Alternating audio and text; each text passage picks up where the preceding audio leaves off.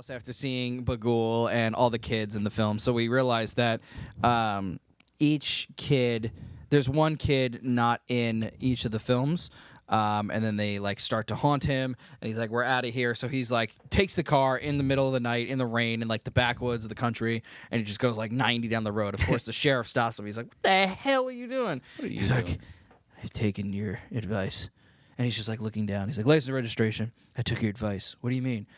"I'm getting the hell out of here," or something like that. And the guy's like, "Good. I told you so." And he's like, "I'm not going to give you a speeding ticket or whatever."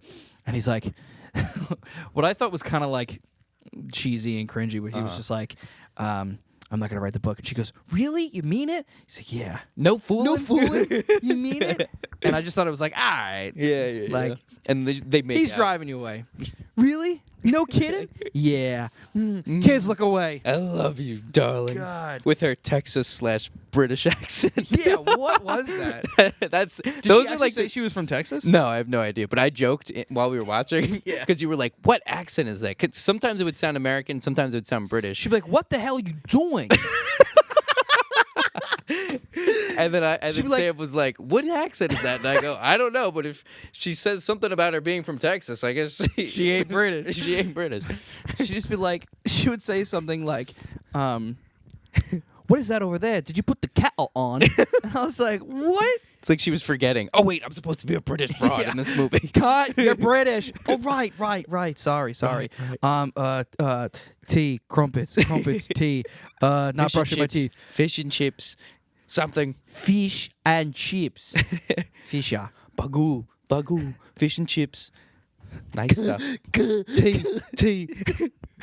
Malfunctioning. Computing. Living on a lighted stage. So, wait, what was I gonna say? So then Bagul starts singing. And he says, "I'm gonna see how far. I'll make a bet with you. I'll give you a house if you can put this microphone down your throat faster than me." Okay, ready, go. Come on, babe, do it.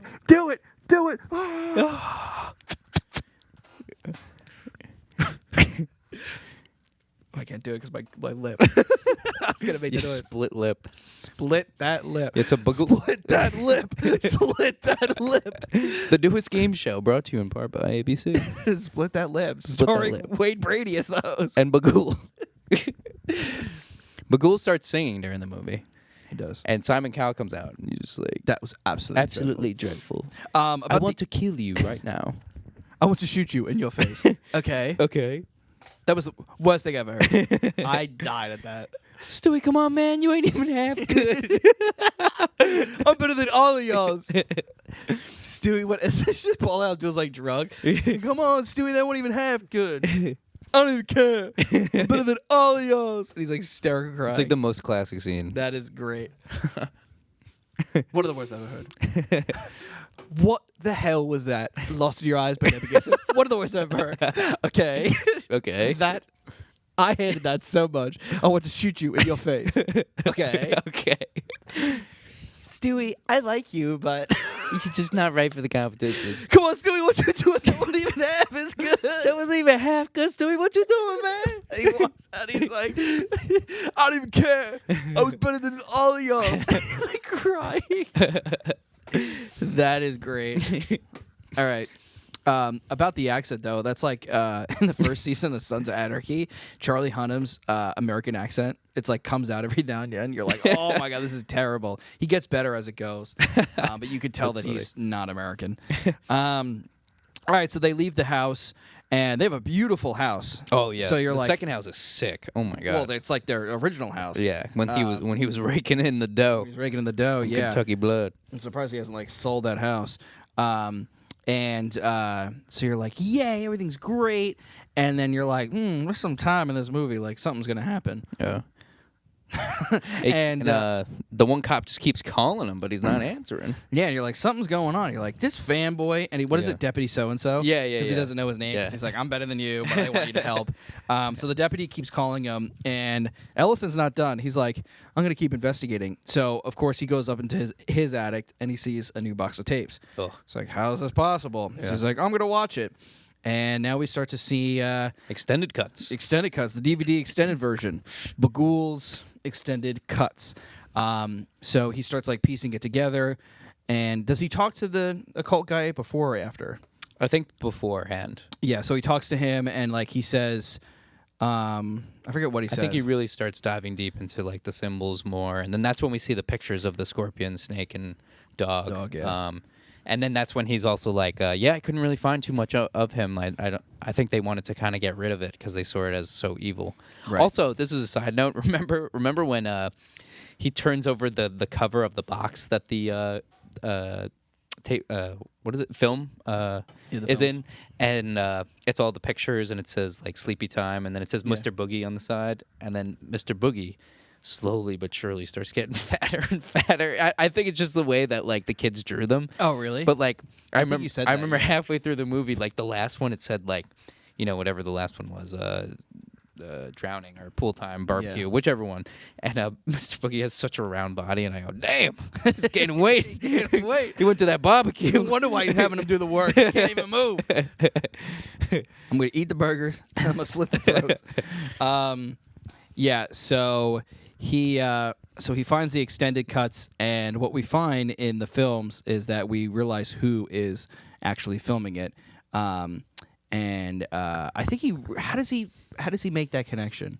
It's like after they do the killing, like the kid in each family who is missing, like shows themselves in the camera and looks at Just the goes camera like, like shut up, don't tell anybody. But why did he just see that on his own? It's with the extended cuts he projects it Right. Oh onto yeah, the- because I thought for some reason like there was something that like he found before then.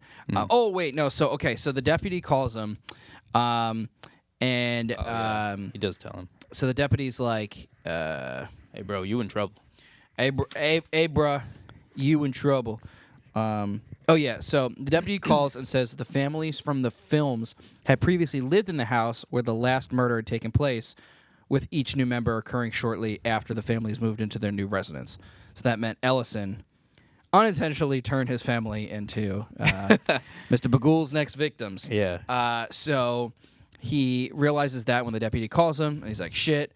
And then after the phone call, after watching the films and seeing that the kids are the ones that are doing the killings, which is crazy and disturbing, but makes sense because he saw them as ghosts in the previous house, he looks in his coffee and finds that there's Some poison in it. green stuff in it, bright green. When he fell to the floor and like stuff was coming out of his mouth, I was like, was that really happening? Yeah. I was like, oh shit. Like this is like we're gearing up, and it's like, Yeah, it's subtle. All of a sudden, he looks in his coffee and there's green stuff in it.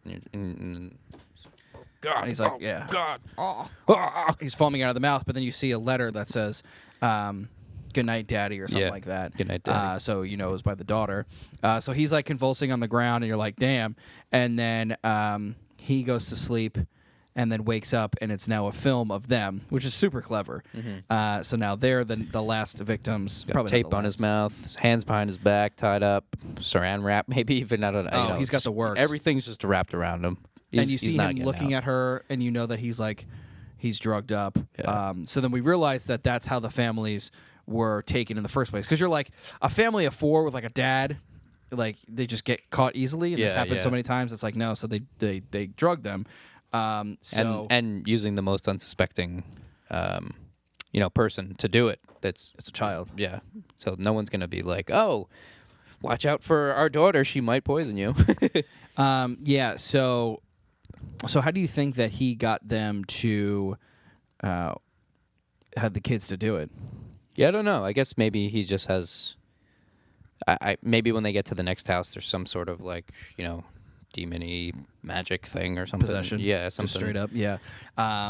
Maybe he's in them, just using their body to chop them up. Right. And yeah. then also like I love when the daughter says to the dad with the camera, he goes, "Don't worry, Dad, I'll make you famous again." Yeah. And it's just like, oh shit. You're like, she's right. You're gonna be famous now.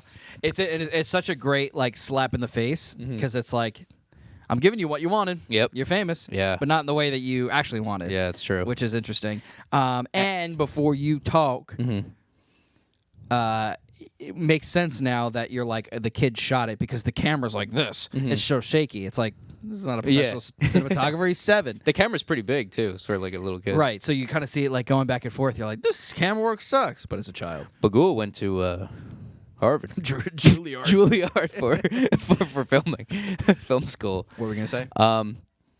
It's interesting too, because like I feel like the devil, right, in the Bible will give you what you want, but like it might not necessarily be how you pictured it, or even like how like a genie always tricks you. You know, the devil's kind of similar. Like they'll make it so literal. Like now Ethan Hawke is part of his own like book series. Like he's gonna be so famous, but it's like, well, you didn't read the fine print. Well, that's like in The Witch, where it's like, oh, you wanted to be like independent and your own person, and you wanted to be like away from this ridiculous religious family. Like, I'll give you your own group of people, a bunch of naked girls, but now you're my like I slave. have your soul, and you've signed the book. Exactly. Sign the book. The book. Dost thou love to live religiously? Listen to that in headphones before you go to bed. Girls. And, yeah. Okay. So we see the daughter do the killing, but not as much detail as the rest of the films. And this is like basically the basis of what the films are, where it's not going to show you exactly what's happening, but your mind plays tricks on you. Again, coming back to the score, and the Foley artist did a great job with the sounds too, especially the one in the lawnmower one. That scared the hell out of me, because it was just like, you saw the lawnmower rev up, and you're like, all right, I know what's going to happen. Like, he's going to go over somebody. And then all of a sudden, right before it goes over, it's just like you see a person, its face, and the lawnmower goes over it. And then it's like, and it cuts. And I was like, damn, that scared the shit out of me. Sounded like a combination of like a distorted scream with like white noise and like other random sounds just all layered together. Just, and then just, but like for 0.5 or a second. And it cuts out. And then you're just like, oh, you're God. Like, damn, that was so scary. Whereas, like, in The Conjuring, the entire scene of trying to get Bathsheba out of Carolyn is like 20 minutes. Yeah. It's scary as shit. Yeah. This one, you're like, beep, and then your imagination runs wild. You're like, oh my God, like, what did it look like? Did it hurt? Yeah, exactly. And then, like, that's with everyone. It's like, how long did they drown for? Or how long were they hanging there for? Or how long were they burning? Ugh. It's terrible. So this one you don't see as much, but you understand what's happening. And then the cover of the movie is the blood on the wall, and she's just walking with it, which is so creepy. A little girl. Think of the most innocent thing in the world, like dogs and like little young girls. So innocent. And then you just see it with blood, and you're like, that is so unsettling. She's walking through those hallways. Blood's all over the walls. And Bagul just picks her up, and you see this is like literally until the last scene. You see what Bagul like actually is in real time. He picks her up and walks away, and then you see the last face. The last jump scare didn't really scare me. I mean, it scared me, but I don't think our TV was loud enough. But I remember when I saw, I might have even seen it in theaters or something. But I remember wherever I was, I jumped like a jackrabbit when that happened. Because I thought that was it, and then he just pops his face out like one last time after the whole movie has just gone black and just. He's really creepy. It's kind of like comedic how like silly he is, but he's very scary. I wonder if like that demon or spirit maybe has like a childlike demeanor or characteristics to them because they consume the souls of children. Right, so he's just like a child this whole time. Like he kind of likes to mess with people. He messes with Ethan Hawke the whole time. Yeah, I mean he messes with the families. Like he's, he does it in like oh, lawnmower, something you do every day. I'm gonna mess with you, and like that's the way I'm gonna kill you. And his hair is like all like it looks like a wrestler. Yeah, like a mask and like in the hair. Looks like Kane, like early Kane. Yeah. When he used to wear that for mask. Sure. But you know those like scary videos where like you'd watch and then the face would pop out. It was kind of like the that. car one. Yeah, it's on YouTube. I fucking hate that one. That was super scary. Of course, people got me to do that, and I was gullible. And I was like, "What's this video?" Like 10 years old, and they're like, "Ah!" Like, what the hell? Yeah, so that's pretty much the movie right there. Sinister. It's super unsettling, really scary. Good film overall. Yeah. Let's dive into some themes that I wrote down. So the first and pretty much obvious one is the theme of ego. So Ellison wants his big break, even though he already wrote a bestseller. You said we see this theme a lot. Because remember the one scene where he's talking to his wife, where he's like, "This is gonna be my big break. We're gonna make so much money. And I'm doing this for you." And it's like, "Are you really?" Yeah, yeah. You said you're like, "Oh, we've seen this a lot." Just like in movies in general. Yeah, you just think? like the theme of like a guy being like that. Yeah, for sure. Like especially what's his face in Barbarian. Oh my God, he's the biggest ego guy of all time. He's terrible. Yeah, he's like he's kind of like him, but like I feel like Ethan Hawke's got a little bit more. He has a family. Yeah, he's a little bit better, but like usually that, and then also like the dad in The Witch too. Like his ego. He can't like admit to himself that he's like a bad dad and like what he's doing is just he doesn't know what he's doing. Like, and it's okay. Like you could say like, hey, like, but he doesn't really ask for help. He just goes and chops wood. That's the only thing he's good at. It's usually what happens in a lot of movies, and that's why demons and entities go for those types of people because they're so vulnerable. They don't know who they are. They don't know what they're going for, and what their life meaning is. The wrong thing. They say they're doing it for one thing, but they're not. They're doing it for the money, fame, whatever the case might be. Well, they just need like one more thing. Like Robert Johnson, the famous thing of like the guitar player in like the 20s or 30s selling his soul to the devil, and then he dies early. It's like, oh, he was a really bad guitar player. This is why like it's a legend. And then all of a sudden he was good, and you're like, well, obviously the devil gave it to him, and then he dies. I think in a car accident.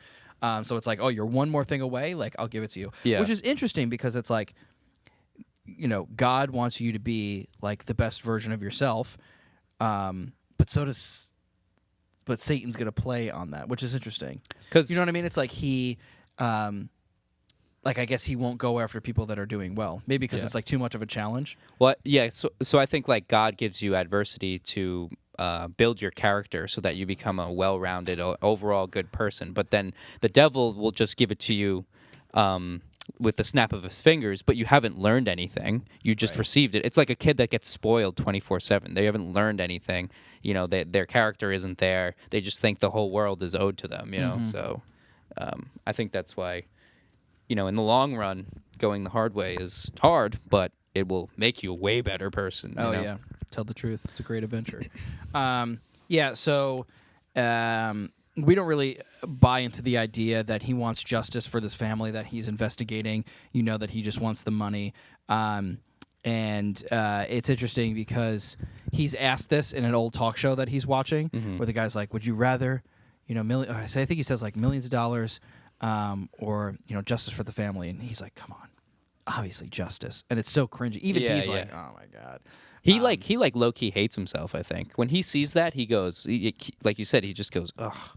Like because I feel like he knows that deep down he's not really doing it for the justice, of course. Right. He's telling his family too, like, I'm gonna be able to feed you guys and all this stuff. But like I think he mostly longs for the fame again and being all the money. Exactly. Yeah. Like that's not leaving him, even though he's like in his 40s. So when he talks to his wife, you're reassured that he's in it for the money and the fame. And his wife says, he's like, well, this is going to be my legacy. And she's like, your legacy is me, your marriage, and your legacy is your kids. And like seeing them grow up and being successful. Like that's like what a dad is supposed to be, and you're just like out here not even caring about us. You brought us to this stupid fucking house where people got murdered, and you're just like, it's big old selfish man, and ego's all about it. And that's clearly more important, but he's blinded and sucked into this case. By Bagul and the money. So it's all like very like apparent and like duh. Yeah. Oh yeah, for sure. But it's like played out in a clever way. The theme of family, Ellison wants his family to be there, but he's hurting them by putting them in this danger. Example, buying a house where murder took place. Other families, we see a nice loving family in each of the videos.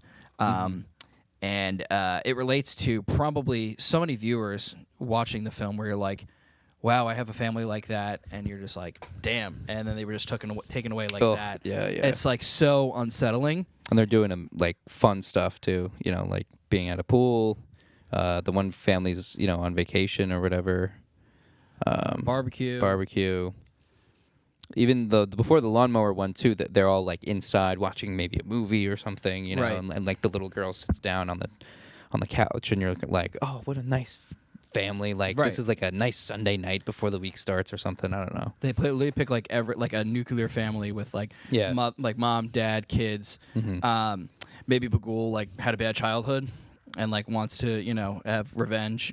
Or he's just a sick bastard. Yeah, whatever goes with his legends or whatever. Maybe he was abandoned.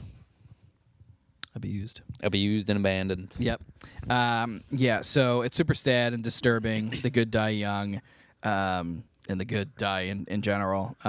Nobody really wins, and it's we've had some movies where people win. The Conjuring, they do pretty well. Yeah, they do well. Yeah, they're good. But Midsommar, Hereditary. We haven't talked about Midsommar very well. Hereditary, The Witch doesn't end good. No one wins. Sinister, no one wins. Bagul wins.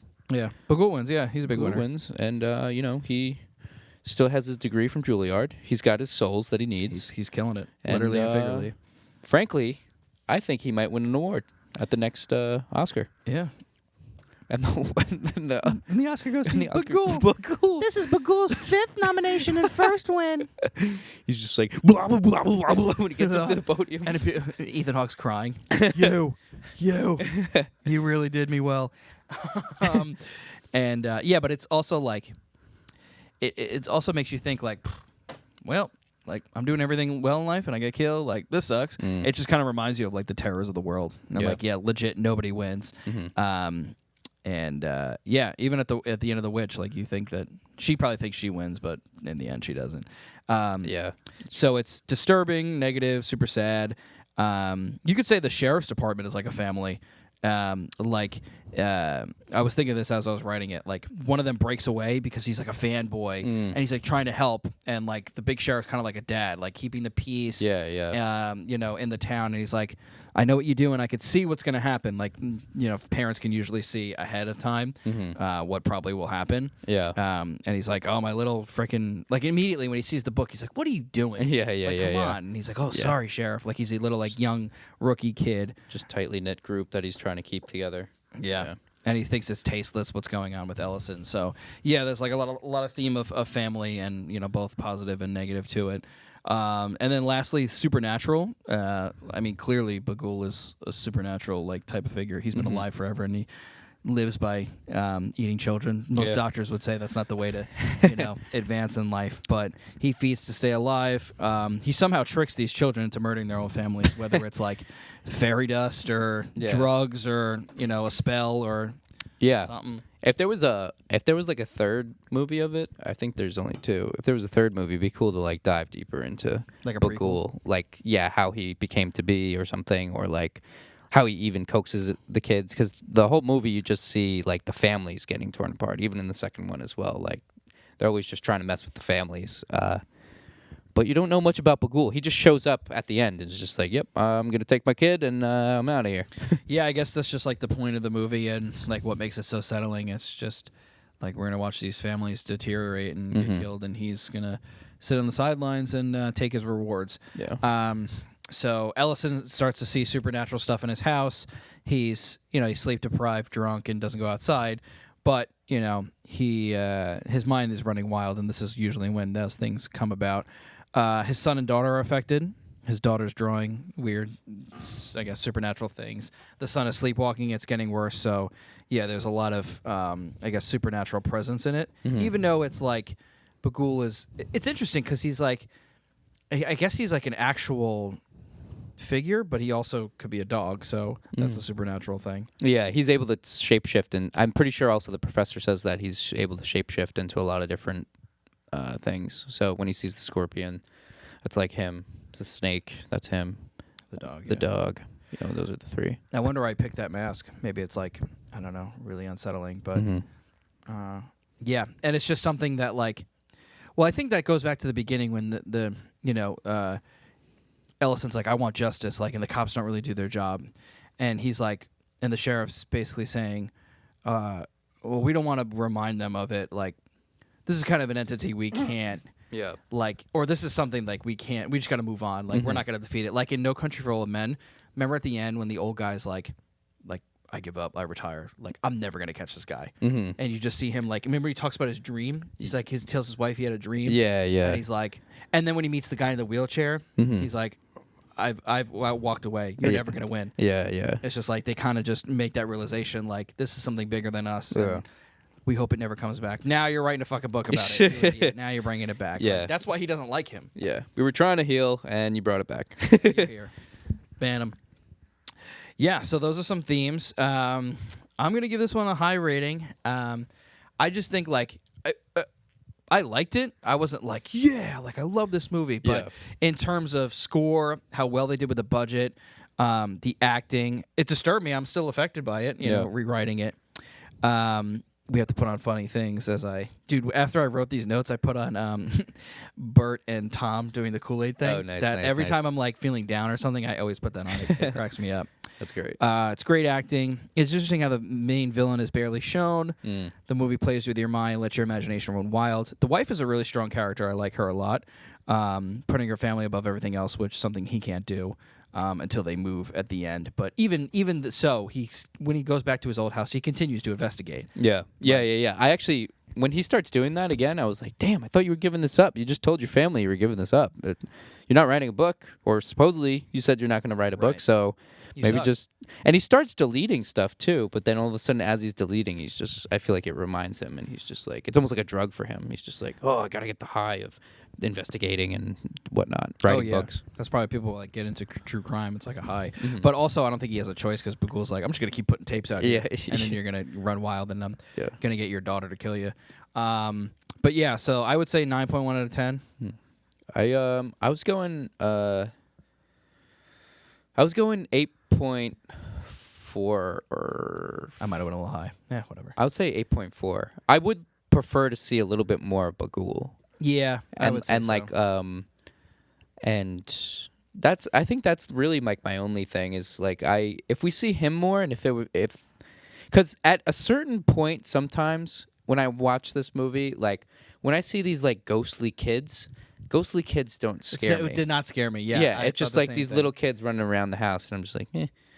And then also, I don't like when they go like this. I feel like it's a little cheesy. It is cheesy, yeah. And I feel like I could see a lot of people doing that. Right. But however, it's still like just the thought of like kids killing people, and that is just so crazy.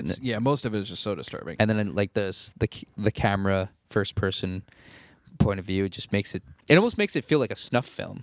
You know, like something just like that was made just on the barely any kind of budget, and right. Like Well, it is low, and it's like so. When it pans to that kind of camera work, it literally looks like it. It looks just like so disturbing and creepy, and you're like, ugh, this is disgusting. I feel like I'm watching an actual serial killer's real tape. You know? Yeah. So. For sure. It's like a first person. But yeah, that's why it's more creepy. Because if it was like on regular, new 30 millimeter or 70 millimeter, it'd be, like, so creepy. Mm-hmm. But yeah, I'll go 8.5. Yeah. I went a little too high, but and then I feel like also it would have been cool maybe some like a couple different settings here and there. However, it's pretty impressive that they can make a movie that intriguing with just 2 or 3 settings. Yeah, and I think they do that on purpose because it's like it gives Ellison's like mental breakdown even more. It makes more sense because you're just like you're in the house with him. You're basically following him the whole time. And you don't we don't see Bagul as much because he doesn't see him as much. Yeah. So you're like, man, when the deputy goes, you haven't gone outside. I'm like, yeah, he really hasn't. Bagul's probably like, damn, this guy really doesn't go outside. Oh my god, this is easy. I was trying to freak him out, but like, dang, this is gonna be a cinch. Back, have a ginger ale. It's interesting because it's almost kind of like the Shining. Like the house is making them is the entity, and that's what's making them go crazy. Same thing with Ellison, right? That's his name. Yeah, you stay inside, and it's just like it's not gonna do you well. That's why people are like, get outside, go in the sun, see some green, comedy. All right, so yeah, that's Sinister, crazy, creepy, pretty good one. Also, I would say too, this movie's a little bit more straightforward. It's not like super deep. No, you could maybe dive into like Babylonian times if you want and look into those things. That's about it, But other than that, it's just like this one entity makes the kids kill their family, and that's that. Yeah, I think the early 2010s movies were like they were starting to get better, but they're still pretty straightforward. Yeah. The Conjuring, It Follows, Insidious, these films, you're like, all right, I pretty much know what's going on. I could kind of dive deeper and find some things. Yeah. But then like Hereditary and like even The Ritual, it's like they dive like really deep into it. And like Hereditary, you could probably go online and find all this stuff. They had more psychological aspects too, which is so sick. Which is great. Yeah, and that's like, that's what the Lighthouse. That's like because that's true fear. I feel like anything that's gonna like be psychological. Anyone could jump out of a room right now and jump scare me. But if you can I'm over it. I'm over it in 2 seconds. I'll get mad and be like, fuck, that was terrible. But if you can like really get into my brain and stick around, then that's a horror movie. Oh yeah, for sure. And that's like late 2010s is when that started to occur with Midsummer. Even As Above So Below is like pretty. You're like, why are they doing? Oh, because it's like pretty psychological with their themes of traumas religion and and trauma and ego, all of that. Mm-hmm. But this one is like pretty straightforward. Mm-hmm. So that's Sinister. Definitely recommend. It's like one of the and we've seen like I was doing some just some research and I saw. By the way, this is all from our heads. Nobody else was involved. All these notes are us. Don't go saying that we copied anybody. No AI, none of that bullshit. None of that BS. I did see some Reddit posts and stuff. I just wanted to see what people were saying. Sinister's usually in like the top 20 or 10 like horror films ever. Oh, nice. Yeah, which is great. That's cool. It's Not like surprised. it's always talked about. There are one or two bad eggs where they're like, "This sucks," and you're like, "Shut up." You probably like freaking Tinatina. Oh my god, worst movie of all time. Or I don't know what's another bad film. Old. Oh my god. Yeah, that's the best. If you haven't seen our TikToks about bad videos, check them out. Green Inferno. Terrible. Green Inferno's bad, but the killings are brutal. Holy crap! I've never seen anything more gory or bloody in my life. No thanks. You would be done. Yeah, forget it. I'm not a gore person. So that's Sinister. Stick around. We're coming out with more content, of course. More movie reviews. Just small clips, and we're just keeping the horror genre going. We love it, and we've been doing this for about a year now, which is crazy. Yeah. So stick around, like and subscribe, share, do it all. We love it. Peace out, San Diego. Woo.